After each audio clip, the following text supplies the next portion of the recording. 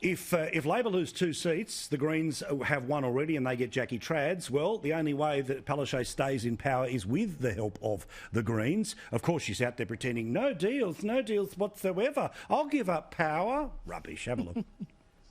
I believe in all of our candidates, and our members are working absolutely very hard, Lydia. Absolutely very hard. And Jackie is an important member of my team.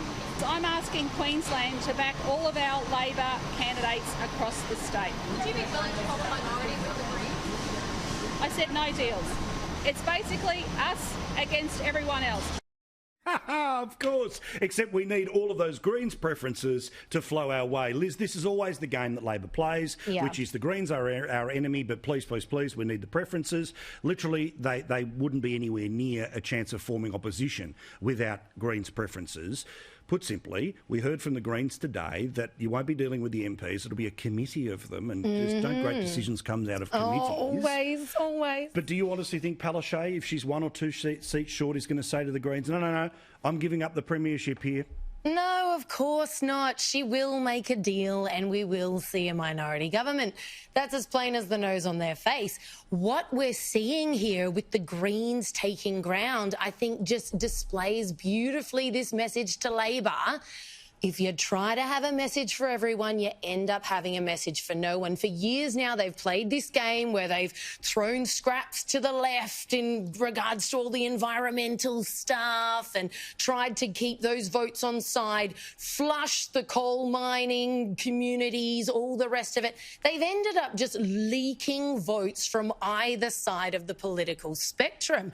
And now we see Jackie Trad. She's a goner. She's an absolute goner. The only reason why she survived the last election was thanks to the LNP preferences. They haven't done that again. They've preferenced the Greens over her. She's dead in the water, and you can only wonder what is it going to look like, Queensland Labor, without the puppet master, without the woman who really wears the pants, without the power broker who has reigned and ruled supreme for years. And I've said that the LNP decision to preference the Greens is outrageous. One more Green in the parliament is one Green too many. Sure. But Barnaby, let's be clear here. They want to triple the royalties from mining companies, but there's lots of Labor MPs who have spent years and years and years ignoring or pissing on the coal industry, who are now all pretending, I've got black lung. I love coal so much, I've got the black lung. But you look at them. You know that sneaky lady, Annastacia Palaszczuk, is out there tonight just kind of supporting the coal mining industry.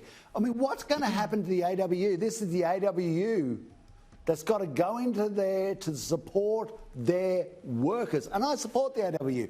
That sounds interesting. I support the Australian Workers Union because they want to save their members. And you got people like Pat Conroy down in Shortland. Big Labor, tough man. But he's a lefty. He's a lefty. And you go up to Queensland, and what do they got? When Annastacia Palaszczuk resigns, they got Dr. Stephen Miles. Now, is he a doctor of your teeth? Or maybe he's a doctor of your brain? Or he's a doctor of your stomach?